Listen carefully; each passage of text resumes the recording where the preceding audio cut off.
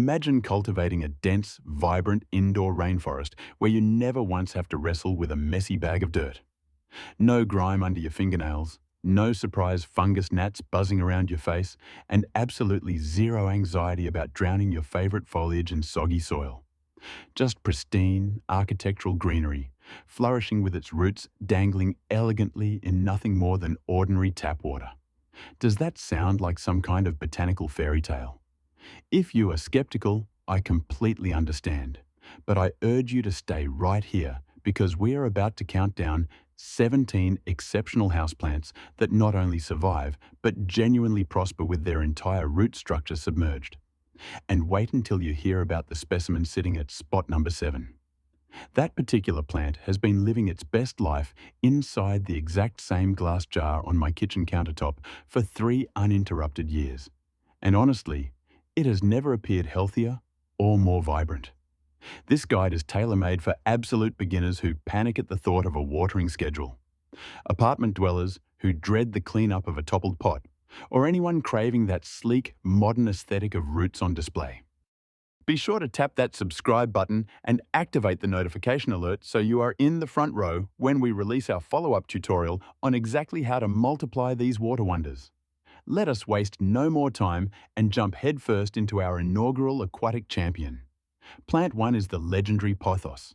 We are launching this list with the undisputed sovereign of water-based living, the humble yet mighty pothos. If the concept of soil-free growing feels intimidating to you, consider this vine your personal training wheels and safety net all rolled into one. Commonly referred to as devil's ivy for its stubborn refusal to die, this plant can tolerate a level of neglect that would send a cactus into shock. The reason pothos excels in a purely liquid environment boils down to 3 distinct advantages. First and foremost, the root development speed is borderline aggressive.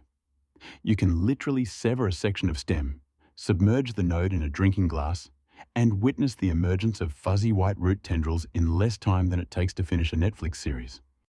Secondly, the growth rate of the foliage above the waterline frequently outpaces identical cuttings living in traditional potting mix.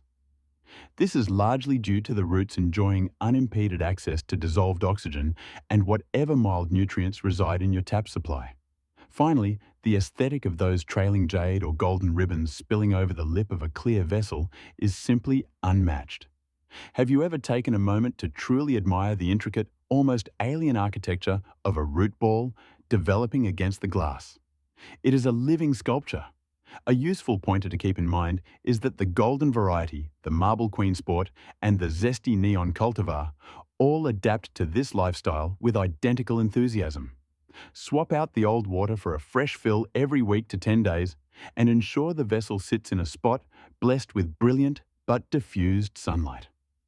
I currently maintain one specimen that has been rooted in the same mason jar for over 24 months, and the vines have cascaded downward to a staggering length of roughly 6 feet.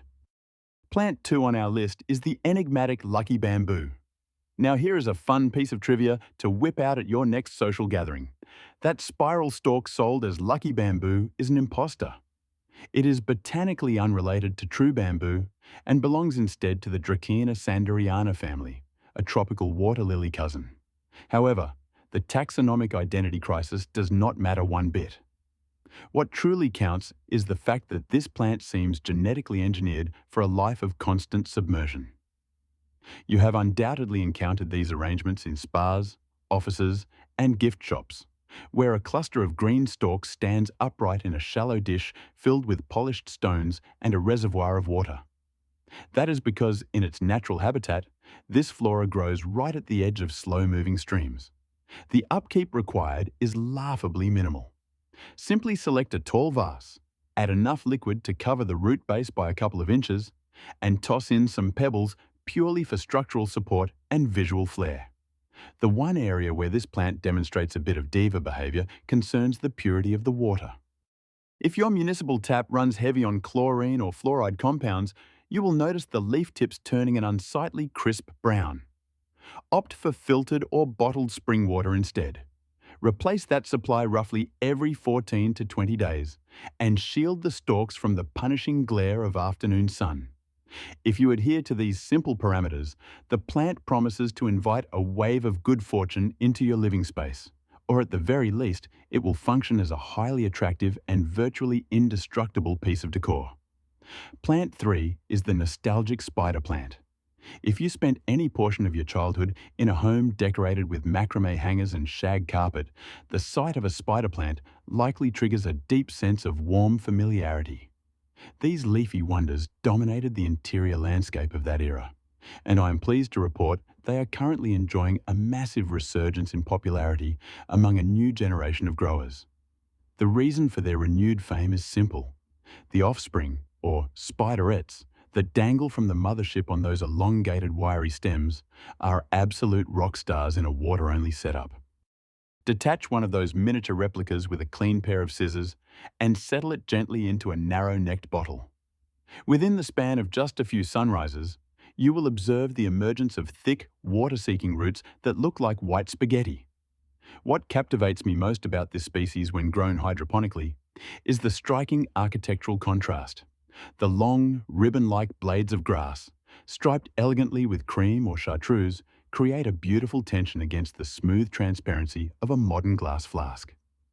Position these somewhere with generous but gentle illumination and make a habit of refreshing the reservoir at the end of each week. Beyond their good looks, are you aware that spider plants are among the top performers when it comes to scrubbing indoor air of common volatile organic compounds? You are essentially getting a functional air filter disguised as a beautiful houseplant. Plant 4 is the sprawling and diverse philodendron clan. I am intentionally using the word clan here because the philodendron genus is absolutely enormous, encompassing hundreds upon hundreds of distinct species, hybrids, and cultivars. And here is the best news for the water gardening enthusiast. Nearly every single one of them will relinquish its reliance on soil without so much as a single complaint.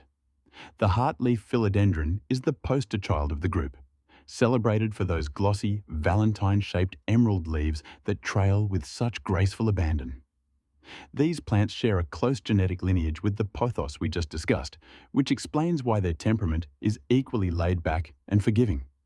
The secret to success lies in identifying the node, that small knobby joint or bump along the vine where aerial roots are itching to emerge.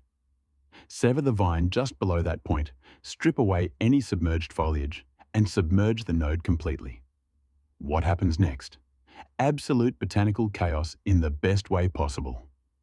What makes collecting philodendrons so addictively fun is the sheer aesthetic variety. You can curate a grouping that features the lime green splash of the Brazil cultivar, the deep, almost iridescent velvet texture of the micans, or, if your budget allows for a splurge, the highly coveted pink variegation of the pink princess.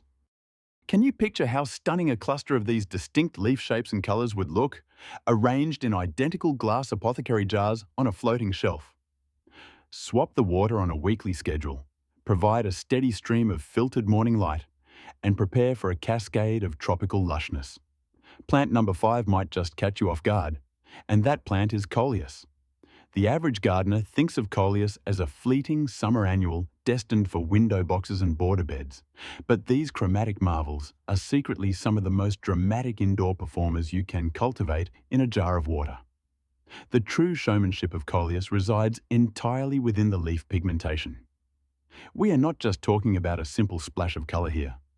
We are talking about intricate mosaics of ruby red, shocking magenta, sunburst gold, and forest green, often woven together in a single leaf in patterns that resemble the brushstrokes of an impressionist painter.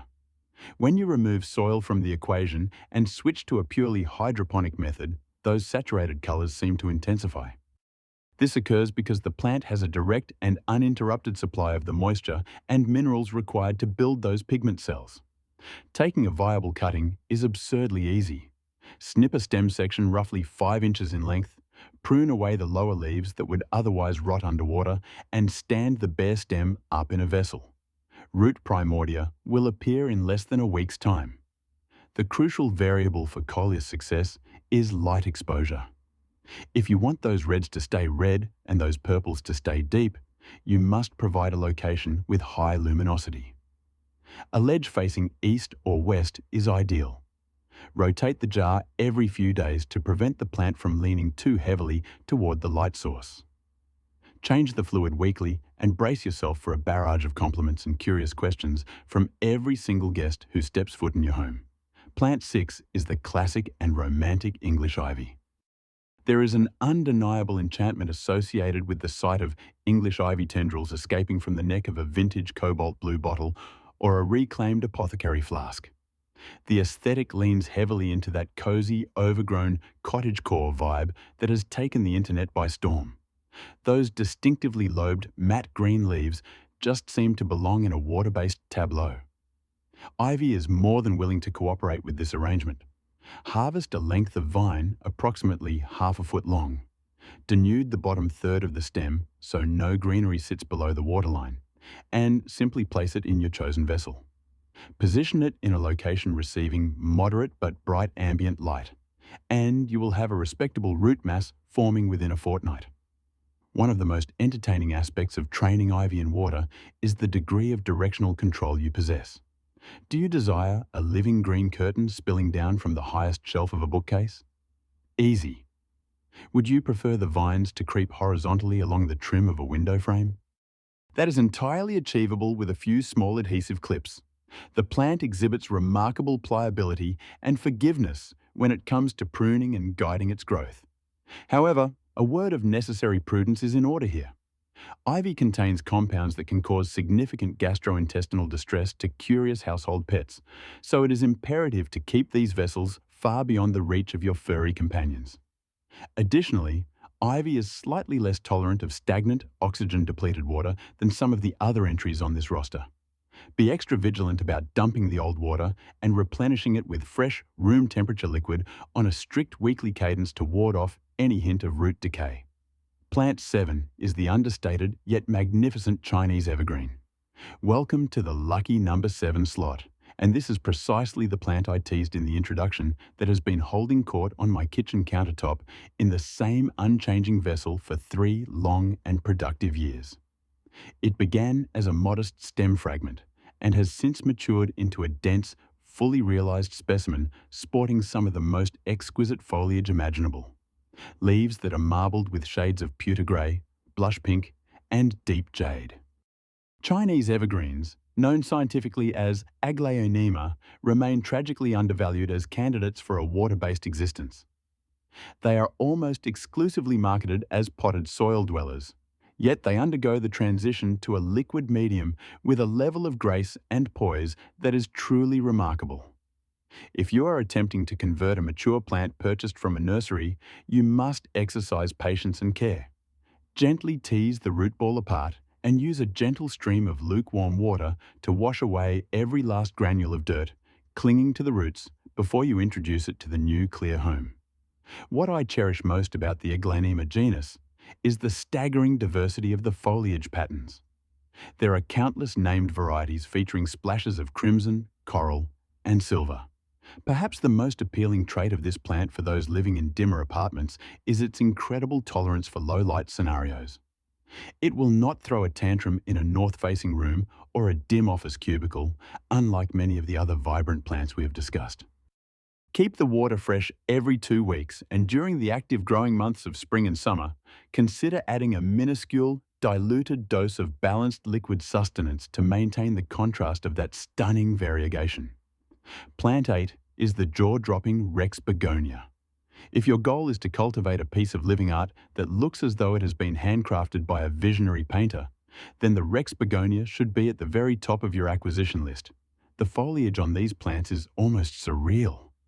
We are talking about a visual symphony of metallic silver highlights, impossibly deep shades of aubergine, electric fuchsia margins, and spiral whorls that defy geometric logic. Have you ever stared at a leaf and wondered how nature managed to design something so perfectly intricate? When you transition a Rex begonia to waterculture, you gain an added dimension of visual intrigue because you are now able to observe the delicate, almost crystalline root network weaving its way through the reservoir. You can initiate this process with either a fully intact leaf cutting or a section of stem. Place the cutting in a warm, stable location where it will be bathed in plentiful but gentle, diffused illumination. Begonias are lovers of atmospheric moisture. If the air inside your home trends toward the arid side, consider clustering several of your water-filled jars together to create a localized pocket of higher humidity around the leaves. Refresh the water supply on a weekly basis and exercise a little extra patience with this genus. While a pothos roots with the urgency of a sprinter, a Rex begonia roots with the measured, deliberate pace of a marathon runner. Trust me when I say that the eventual payoff in leaf color and texture is more than worth the wait. Plant 9 is the fast-moving wandering dude. Also recognized by the names Tradescantia or inch plant, this rapid-growing trailing species is an absolute titan of the water propagation world, and the cultivars that lean toward a royal purple hue are particularly breathtaking. The wandering dude is the perfect plant for the impatient indoor gardener. Its growth rate in water is so accelerated that you can literally perceive the changes on a day-to-day basis. Snip a stem, drop it unceremoniously into a bottle of water, and within the span of a long weekend, you will spot the beginnings of a new root infrastructure. By the time 2 weeks have elapsed, new leaf buds will be unfurling at the tips of the vines. It is immensely gratifying. The varieties that feature silvery stripes painted over a deep plum background look especially striking when viewed through the distortion of a glass container. The pigment in these leaves will become more saturated and intense the more light you provide. So do not be shy about positioning this plant directly on the sill of a window that receives a few hours of direct morning rays. This species is also remarkably resilient to benign neglect. If life gets chaotic and you forget to change the water for a stretch of 2 or even 3 weeks, you will likely find the plant has soldiered on regardless. A helpful bit of maintenance advice. Tradescantia tends to become sparse and leggy over time, with long stretches of bare stem between leaf clusters. To combat this, simply snip off the fresh, bushy tips every few months, discard the old stems, and start a brand new jar with the fresh cuttings. This keeps your display looking perpetually full and vibrant. Plant 10 is the architecturally interesting arrowhead vine. This one occupies a special place in my personal collection. The common name derives from the distinct shape of the juvenile leaves, which are indeed shaped like a pointed spear tip or arrowhead. The color palette available ranges from standard forest green to soft blush pink, creamy white variegation, and even a rich, velvety shade of bronze. In terms of care requirements and propagation ease, arrowhead vines are nearly identical to their cousins, the philodendrons. Sever a piece of stem that includes a few leaves and at least one prominent node, introduce it to its new aquatic environment, and simply wait for the explosion of root growth. What separates Syngonium from the rest of the trailing pack is the morphological evolution of the leaf shape as the specimen ages. Young leaves are simple and pointed, but as the plant climbs and matures, the blades become dramatically lobed, developing complex, star-like silhouettes that are completely different from their juvenile form. These plants are incredibly versatile in terms of display. You can let them trail downward like a waterfall from a hanging globe, or you can insert a small piece of driftwood or a textured pole directly into the water to encourage vertical climbing. They are adaptable and undemanding, forgiving a wide spectrum of lighting conditions with grace. Commit to a weekly water change and enjoy the near-constant emergence of fresh new foliage. Plant 11 is the globally recognized, Instagram-dominating monstera. Yes, even this lush, tropical behemoth can be weaned off soil and transitioned into a thriving water-based specimen. Whether you opt for the classic Monstera deliciosa with its massive fenestrated sails, or the more compact Monstera adansoni with its charming little oval holes, both will acclimate to a purely liquid existence. Because these plants naturally achieve a larger stature and heavier biomass than something like a pothos, you must scale up your vessel size accordingly. However, the visual impact created by that larger scale is nothing short of spectacular. Just close your eyes for a moment and picture this. A giant, glossy green leaf shaped like a deep green hand rising majestically from the mouth of a massive glass floor vase, with a tangled web of thick, white roots visible like a ghostly anchor beneath the water's surface. It is a statement of modern, minimalist horticulture. To start, you must take a cutting that contains both a node and a healthy leaf. Submerge the cut end and the node, but keep the leaf and stem dry above the rim. Position the setup in a location flooded with bright but indirect ambient light. Monstera roots will eventually fill the volume of the container, which is actually a fascinating process to witness firsthand. During the growing season, provide a small amount of diluted liquid nutrient solution once a month to sustain the energy required to produce those iconic split leaves. Plant 12 is the bold and unapologetic Purple Heart. If you are looking to inject a shock of intense, moody color into your indoor jungle, look no further than Tradescantia Pallida, commonly known as Purple Heart. This plant does not just feature purple accents. The entire organism, from the brittle, succulent stems to the lance-shaped leaves, is saturated in a rich, velvety shade of eggplant. The visual contrast created when you place a cutting of this plant against the stark transparency of a plain water glass is absolutely electrifying. Purple Heart is another member of the ridiculously easy to propagate club. Simply snap off a stem segment, remove the lowest leaves, and insert it into water. The root response is measured in days, not weeks. This is the plant you want if you are looking for maximum drama with minimum effort. To maintain that desirable deep purple coloration, however, you must provide this plant with a highlight diet. If it is relegated to a dim corner, the new growth will fade to a washed-out greenish-grey. A sunny windowsill is non-negotiable for this species. Replace the water once a week to keep it oxygenated and watch it produce a dense, bushy cluster of stems that will quickly dominate whatever container you have placed it in.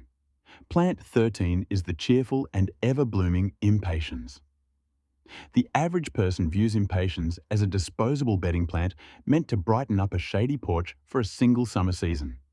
But why limit such cheerful flowers to the outdoors? Impatiens perform phenomenally well as indoor water plants, providing a constant supply of colourful blooms that will lift your spirits even on the dreariest winter day. Taking cuttings from these plants is virtually foolproof. Remove a stem segment roughly 4 or 5 inches long, strip away any leaves that would sit below the waterline, and place the jar in a bright window. Not only will the stem rapidly generate a new root system, but it will also continue to produce flower buds and open new blossoms right there in the jar. Can you imagine the simple joy of harvesting a bouquet of fresh flowers from a plant that is just sitting in an old pickle jar? There is no bag of soil to haul, no heavy pot to move, just a continuous cycle of colour. The double flowering varieties are particularly charming, as their blooms resemble miniature roses or carnations. Keep the reservoir topped up and fresh, provide ample sunshine, and be sure to pinch back the growing tips from time to time. This pinching action encourages the plant to branch out and become denser, resulting in even more flowers for you to enjoy. Plant 14 is a bit of a delightful anomaly, the African violet leaf. Now let me clarify the parameters here. You cannot pluck a full-grown, flowering African violet from its pot and expect it to live out the rest of its natural life in a vase of water. However, you can use water as a pristine, transparent incubator to generate brand new baby plants from a single detached leaf, and the process is nothing short of magical.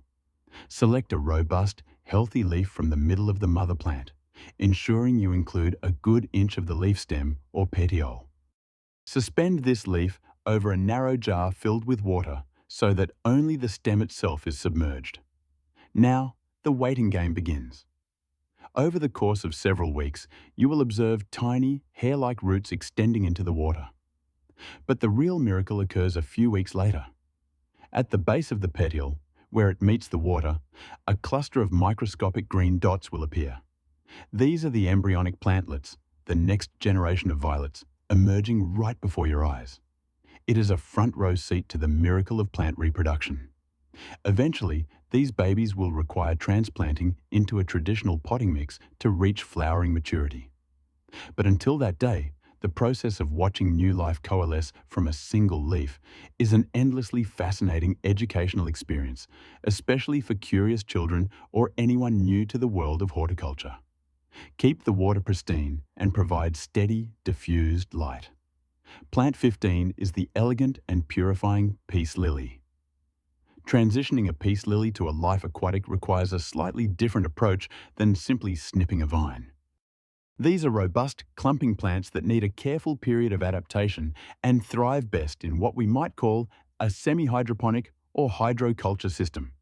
To make the switch, you must first remove the plant from its nursery pot and immerse the root ball in a bucket of tepid water.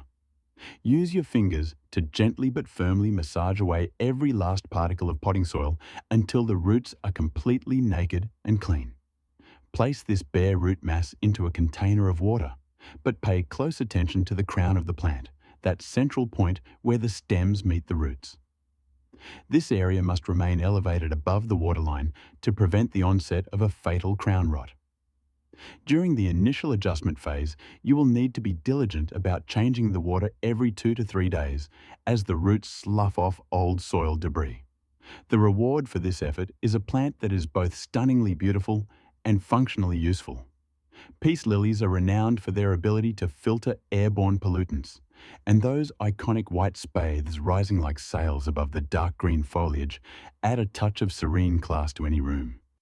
Once established in water, weekly changes of fresh water and a location in bright, filtered light will keep the plant happy. Many growers choose to add a layer of inert clay pebbles to the bottom of the vase to help anchor the roots and stems, which also adds a pleasing textural element to the display. Plant 16 is the wildly entertaining sweet potato vine. This entry is guaranteed to elicit a sense of wonder because you are going to harvest it directly from your own pantry. Did you know that a humble sweet potato tuber, the kind you might mash up with butter and cinnamon, possesses the dormant energy to produce one of the most stunning ornamental vines you will ever witness? The methodology is wonderfully simple. Select a firm, organic sweet potato from the grocery store. Insert 3 or 4 toothpicks around the equator of the tuber to create a suspension rig. Place the potato on the rim of a jar with the bottom third of the vegetable submerged in the water. Place this contraption on a sunny ledge. Within 2 weeks, you will see a flurry of activity. Thin white roots will descend into the jar like a waterfall, while simultaneously, purple or green buds will push their way out of the top of the potato. Once these buds break, the vines grow at an almost alarming velocity. It is not unusual to measure several inches of new growth in a single 24-hour period. The foliage can be a bright chartreuse green or a deep, inky purple, depending on the variety of potato you selected. When those vines grow long enough to cascade down the sides of the cabinet or shelf, the effect is lush and tropical. This is an exceptional project for engaging children with the natural world because the visual progress is so rapid and tangible. Change the water weekly and provide as much sunlight as your window can offer. And here is the most satisfying part of this entire endeavour. Those gorgeous ornamental sweet potato vines you see for sale at the garden centre for a premium price. You just cultivated one for the cost of a single root vegetable. That is what I call a return on investment. Plant 17 is a culinary double feature: oregano and basil. We are capping off this extensive list with something that not only looks good, but tastes incredible. You can maintain a perpetual harvest of fresh Mediterranean herbs right on your kitchen countertop, growing in nothing but water and sunlight. They will remain fresh, crisp, and ready to snip for months on end. Both of these staple herbs are exceedingly cooperative when it comes to rooting in a liquid environment. Take cuttings from the non-flowering tips of healthy stems. Aim for a length of about 4 to 6 inches. Strip off the lower sets of leaves, as you do not want any foliage rotting below the surface of the water. Place the prepared stems in a jar on a sill that faces south or west. Within the span of a single week, you will notice the emergence of tiny white root nubs, and the upper growth will continue to push out new sets of fragrant leaves. Imagine the convenience of preparing a caprese salad or a homemade pasta sauce and simply reaching over to snip a few perfect basil leaves directly from your living pantry. The key to keeping these herbs productive is regular harvesting. Counterintuitively, cutting the leaves actually stimulates the plant to produce more branches and become bushier. Keep the water particularly fresh, changing it every 3 to 4 days, as herbs can be somewhat sensitive to low oxygen levels in stagnant liquid. Basil thrives on warmth and sunshine. You can also apply this exact technique to fresh mint cuttings. though I feel obligated to issue a warning. Mint grows so aggressively in water that you may find yourself with more mint than you can possibly use in a lifetime of mojitos and iced tea. But honestly, is that really a problem worth complaining about? And there you have the definitive rundown of 17 stunning houseplants that require absolutely zero potting soil to thrive. Let's take a beat to review the highlights. We covered the reliable stalwarts like pothos and philodendron. We admired the chromatic spectacle of coleus and purple heart. We explored the perpetual blossoms of impatiens. We discovered edible surprises like the sweet potato vine and the kitchen herb duo. And we tackled the unique requirements of the peace lily and the Chinese evergreen. Before we draw this to a close, allow me to distill the essential wisdom for ensuring success with this method of cultivation. First, water quality is paramount. Whenever feasible, utilize liquid that is at room temperature and has been filtered or allowed to sit out overnight to dissipate any chlorine. Second, adhere to a disciplined schedule of regular water changes. Weekly refreshment prevents algae blooms and maintains high levels of dissolved oxygen. Third, embrace transparent containers. This allows you to easily monitor the water level and, more importantly, to enjoy the subterranean show of the roots. Fourth, position your plants where they will receive generous ambient light, close to a window but shielded from the harsh, scalding rays of direct midday sun. And finally, do not be afraid to offer a meager meal. A few drops of a balanced liquid nutrient solution administered once per month during the active growing period will keep those leaves lush and robust. The true appeal of water-based gardening lies in its elegant simplicity. You are liberated from the tyranny of watering schedules because the plant takes exactly what it needs. You eliminate the pest issues associated with damp soil. You never have to worry about repotting a root-bound plant. And you are rewarded with the unique aesthetic pleasure of observing the hidden half of the plant world. Plus, it is immensely satisfying to share these living gifts with friends. Snip a vine, drop it in a jar, and you have a thoughtful, zero-waste present. So, I have to ask, which of these 17 aquatic wonders are you planning to trial first? Drop a comment down below and let the community know. And if you have already dipped your toes into the world of water propagation, please share your personal wisdom and tricks in the comment section. If this guide has equipped you with the confidence to ditch the dirt, please tap the thumbs up button to signal your approval. And remember, the name of the channel is my channel. Do not forget to subscribe for more deep dives into the world of innovative plant care. Thank you sincerely for spending this time with me. Happy growing, and I look forward to seeing you in the next episode where we tackle the mystery of 15 stunning houseplants that actually flourish in rooms with zero natural sunlight.